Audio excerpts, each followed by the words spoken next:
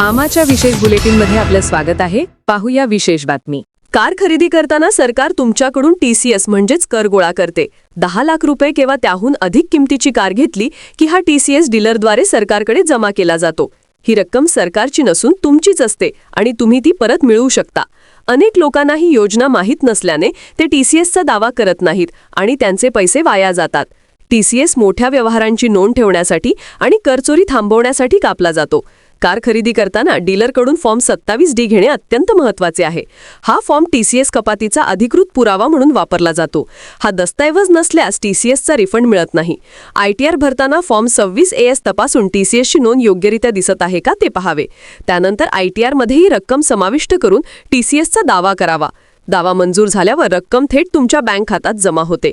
Car खरेदी झाल्यानंतर व्यवहार संपला असे अनेकांना वाटते, पण प्रत्यक्षात सरकार तुमचे पैसे परत देण्यासाठी तयार असते.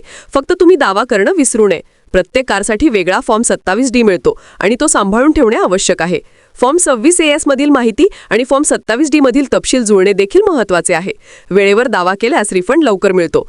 त्यामुळे पुढच्या वेळी 10 लाखांपेक्षा जास्त किमतीची कार विकत घेताना फॉर्म 27D घ्या आणि ITR मध्ये TCS नक्की क्लेम करा. यामुळे तुमचे हजारो रुपये परत मिळू शकतात. बातमीला लाईक करा, शेअर करा. आमा चॅनलला सबस्क्राईब फॉलो करायला विसरू नका.